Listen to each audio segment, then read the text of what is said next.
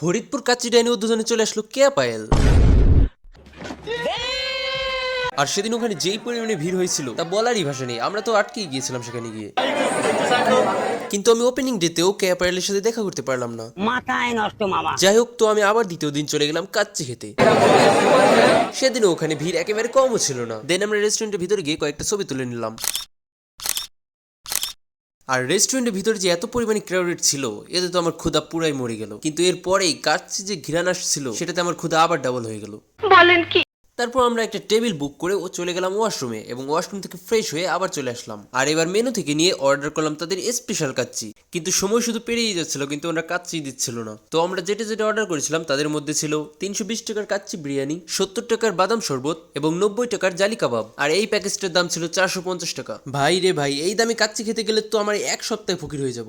যাই হোক, তো প্রায় 30 মিনিট অপেক্ষা করার পর ওয়েটার আমাদের জন্য কাচ্চি নিয়ে আসলো। আর তাদের পরিবেশনগুলো অনেক সুন্দর ছিল। আর কাচ্চির প্লেট সামনে আসার পর আমার সবার আগেই চোখে পড়লো তাদের সুন্দর প্রেজেন্টেশন এবং বড় বড় মাংসের পিস।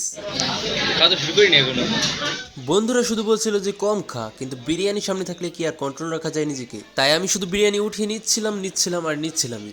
আর আমরা যখন মাংসগুলো নিচ্ছিলাম, মাংসের পিসগুলো এতটাই সফট ছিল যে এটা খেতে এসে দাঁত ভাঙা বুড়ো দাদু আইনস্টাইনও বলবে মাথায় নষ্ট মামা।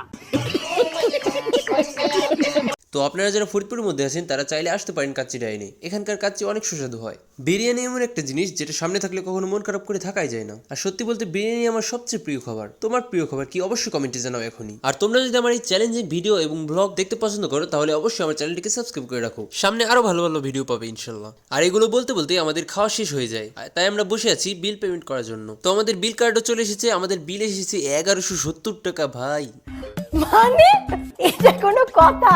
মানে এটা কোনো কথা? 3 জন মানুষ খেলাম মাত্র, আর এত টাকা বিল হয়ে গেল। তো কি আর করার, বিল তো পেমেন্ট করতে হবে। তো আমরা বিল পেমেন্ট করে ওখান থেকে চলে গেলাম। আর আমরা যাওয়ার সময় সবকিছু ঘুরে ঘুরে দেখছিলাম যে কোথা থেকে খাবারগুলো পরিবেশন করা হয়। তো একদিকে প্লেট সাজানো আছে, আরেকদিকে বিরিয়ানি আসছে। তো এমন ভাবে আর কি সার্ভ করা হচ্ছে। সত্যি বলতে ভেতরের এই সিনগুলো দেখলে ক্ষুধা আরো দ্বিগুণ হয়ে যায়। মন বলছিল আরো খাই, কিন্তু পেট বলছিল আর পারবো না রে। তো ভাইরা, খাওয়া দাওয়া শেষ করে এখন রেস্টুরেন্ট থেকে বের হচ্ছি। কিন্তু বাইরে যেয়ে যে কি দেখলাম রে ভাই! এটা কি রেস্টুরেন্ট নাকি কোনো ঈদের মেলা? দেখে মনে হচ্ছে সবাই বাসায় রান্না বন্ধ করে এখানে এসে খেতে এসেছে।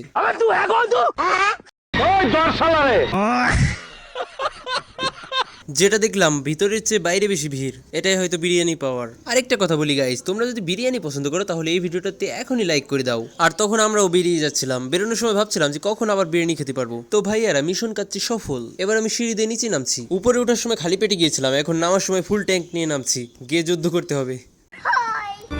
আর ভাই, বাইরে থেকে দেখা যায় এত ভিড়, দেখে মনে হচ্ছে পুরো শহরের মানুষ কাচ্চি খেতে চলে এসেছে। আর আমি এখন রাস্তার পাশে দাঁড়িয়ে ভাবছি আবার কি ঢুকবো কাচ্চি খেতে, নাকি বাসায় চলে যাবো। তো আর কাচ্চি খাওয়ার দরকার নেই। যদি ভিডিওটা ভালো লেগে থাকে তাহলে অবশ্যই লাইক করে দাও ভিডিওটিতে, আর কমেন্টে জানাও তোমার প্রিয় খাবার কি। আর হ্যাঁ, নতুন হলে সাবস্ক্রাইব করতে ভুলে যেও না। তো আজকের মতো